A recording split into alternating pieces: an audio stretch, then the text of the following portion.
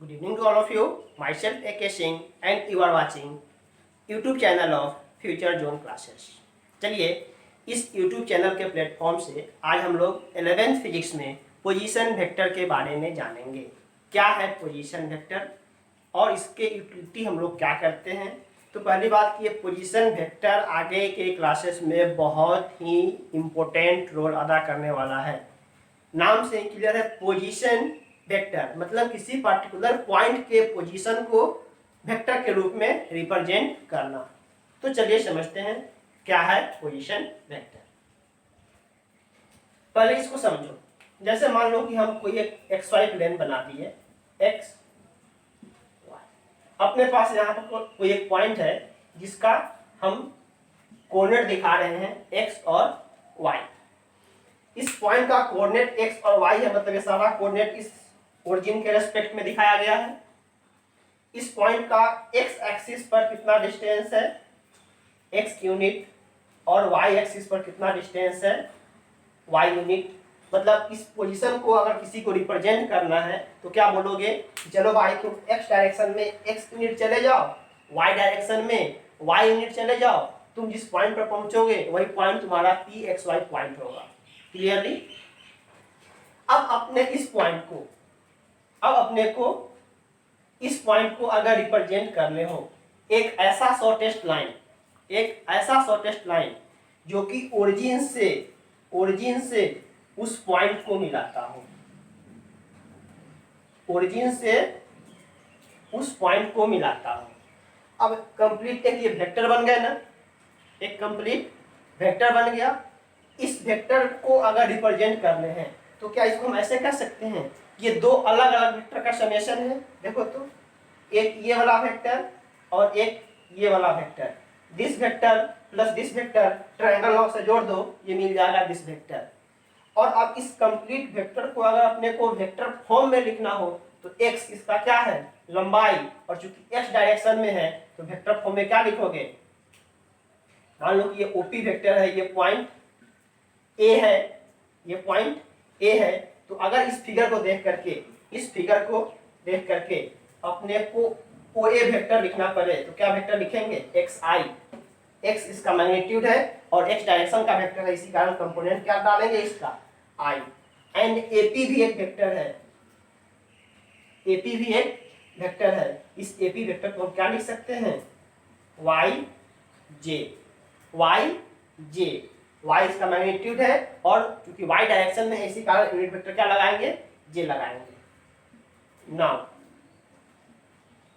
OP जो vector बना यही इस पॉइंट का क्या है, पोजीशन वेक्टर, ओरिजिन से उस पॉइंट को मिलाने वाला vector.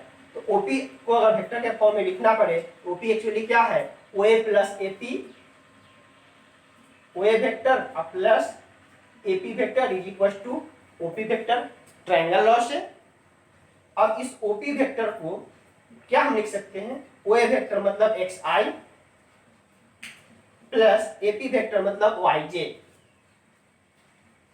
xi plus yj means कुछ नहीं, कोई एक पॉइंट जिसका पोजीशन x और y हो, कोई एक पॉइंट जिसका पोजीशन x और y हो तो उसका पोजीशन वेक्टर क्या बन जाएगा, xi plus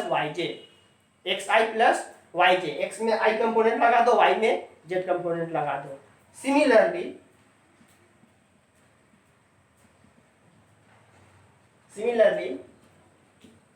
in the space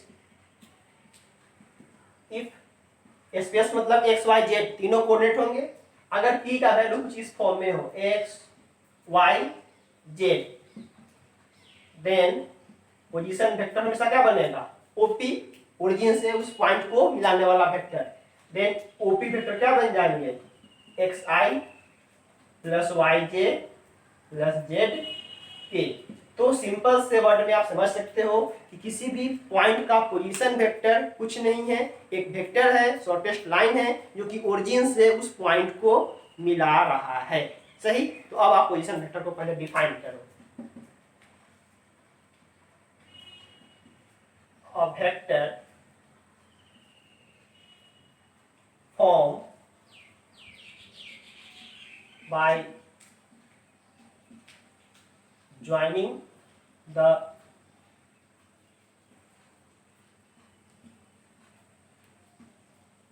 shortest line, a vector formed by joining the shortest line from origin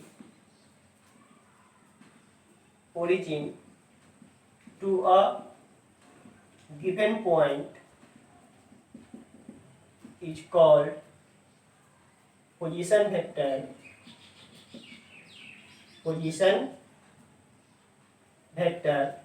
of that point. क्या डिफाइन किए? A vector form by joining the shortest line from origin to a given point. Origin से एक given point की तरफ shortest line को join करने वाला vector क्या कहलाएगा? उस पॉइंट का position vector is called position vector of that point. और नीचे आप एक्सप्लेनेशन, पहले डेफिनेशन फिर एक्सप्लेनेशन। तो आप थोड़ी एक चीज देख लो, किसी भी पॉइंट का पोजीशन वेक्टर क्या बनेगा? उसका जो भी लोकेशन है उसमें आई जे के जैसे वो वैल्यू है वैसे डाल दो। ओके, नोट करें। जैसे आप एग्जांपल से यहां देखो, if p is equals to 2 minus 3 minus 4, 2 minus 3 minus 4, then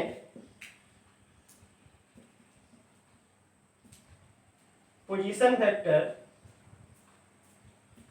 OP, position vector OP क्या होगा? ओरिजिन से P को मिलाने वाला लाइन क्या बन जाएगा?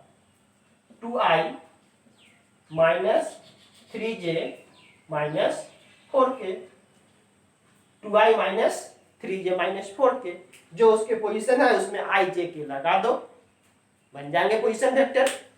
वैसे ही अगर मान लो कि तुम्हारे पास Q पॉइंट है, इफ Q पॉइंट दिया हुआ है 206, तो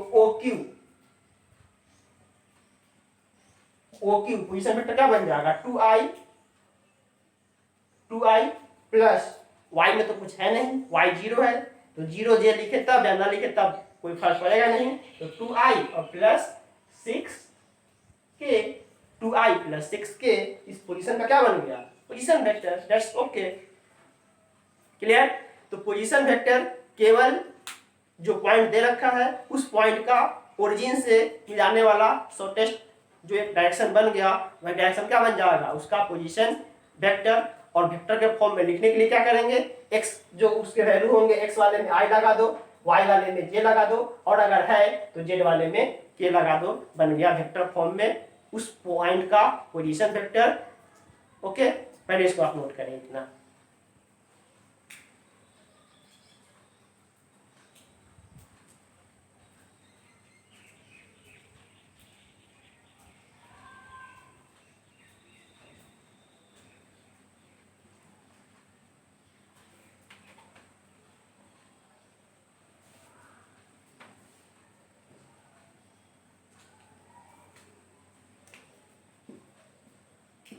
क्वेश्चन, इफ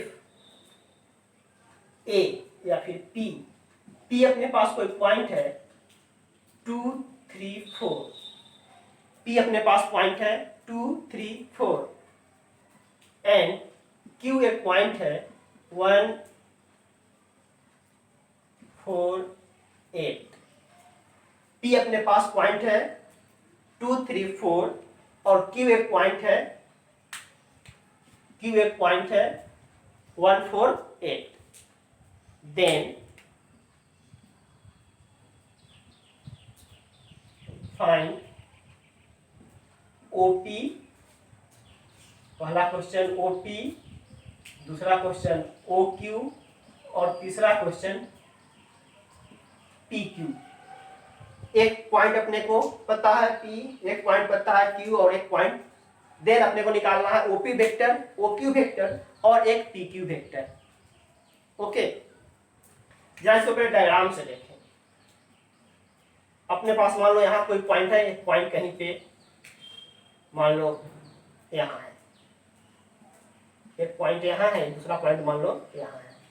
यहाँ पर जो पॉइंट है इस पॉइंट को हम बता रहे हैं पी, जो पॉइंट है 2, 3, 4 और यहाँ पर जो पॉइंट है इस पॉइंट को हम कह रहे हैं क्यू और ये पॉइंट है अपने पास 1, 4 8। हम रैंडमली पॉइंट लोकेट कर दिए, हमें नहीं पता कि एग्जैक्टली ये पॉइंट कहाँ होगा। ये एक्स डायरेक्शन, ये वाई डायरेक्शन, क्योंकि प्लेन का है तो अपने को जेड डायरेक्शन भी खींचना पड़ेगा, बट हम खींच नहीं रहे हैं। ये रहा ओरिजिन। तो ओपी आराम से निकल जाएगा, ओक्यू आराम से निकल जाएंगे। फिर अपने को क्या निकालना है, पी क्यू, मतलब पी से क्यू की तरफ एक वेक्टर निकालना है। अपने को ये वेक्टर भी निकालने हैं, तो ओपी तो आराम से निकाल लेंगे।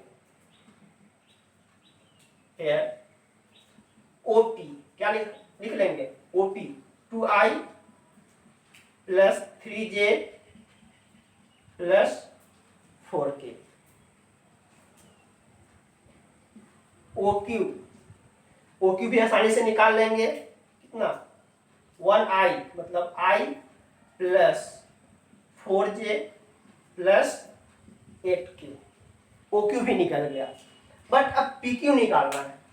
पीक्यू निकालने के लिए देखो ये ट्रायंगल लॉ को फॉलो कर रहा है, इसके हेड पर इसका टेल पड़ा हुआ है।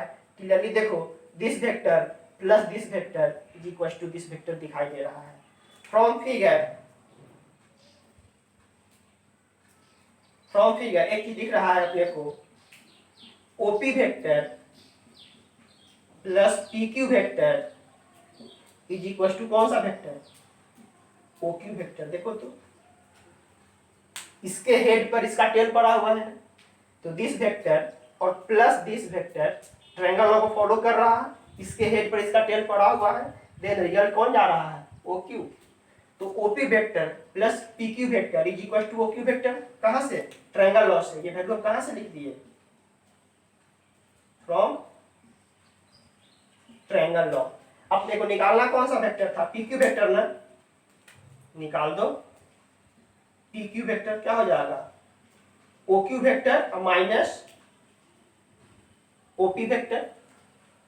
तो जब भी किसी पॉइंट के फॉर्म से अपने को वेक्टर फॉर्म बनाना हो, देखो P से Q की तरफ गए हैं तो पहले Q वाला वेक्टर और माइनस P वाला वेक्टर, P से Q तरफ गए हैं तो OQ वाला वेक्टर और माइनस OP वाला वेक्टर। मतलब अपने पास अगर PQ वेक्टर निकालना पड़े तो PQ वेक्टर क्या निकालोगे, OQ वेक्टर, ये वाला वेक्टर है ना, I plus 4j plus 8k minus OP वाला vector 2i plus 3j plus 4k। 2i plus 3j plus 4k हटा दो, i minus 2i, i minus 2i क्या बचेगा, minus i, 4j minus 3j क्या बचेगा, प्लस j, और plus 8k minus 4k क्या बचेगा, प्लस 4k। अब डायरेक्टली देखो हमें P से Q की तरफ निकालना था ना, तो करस्पॉन्डिंग x का डिफरेंस I लगा के, करस्पॉन्डिंग y का डिफरेंस j लगा के, और करस्पॉन्डिंग k का डिफरेंस z का डिफरेंस k लगा के। देखो 1 minus 2 minus 1 I, 4 minus 3 1 j, और 8 माइनस 4 4k। तो आप क्लियरली देख सकते हो कि अगर O से पोजीशन वेक्टर निकालना हो किसी पॉइंट का, डायरेक्टली उसमें i j के निकाल के डाल के निकाल देंगे। लेकिन अगर दो पॉइंट दे दे, P से Q, A से B, इसी दो पॉइंट पर जाकर वेक्टर निकालने को बोले, तो P से Q जा रहा है तो Q वाला पॉइंट माइनस P वाला पॉइंट। अगर A भी वेक्टर निकालना पड़ रहा है, A भी वेक्टर निकालना पड़ रहा है, तो B वाला पॉइंट माइनस A वाला पॉइंट के करस्पॉन्डिंग पॉइंट को घटा करके i j के लगा देना है। क्लियर, नोट करें। आई होप समझ रहे होगे, जो भी डाउट होगा साइड से पूछ लिया करोगे। यहां तो देख नहीं पा रहे हो मुझे अभी लाइव में,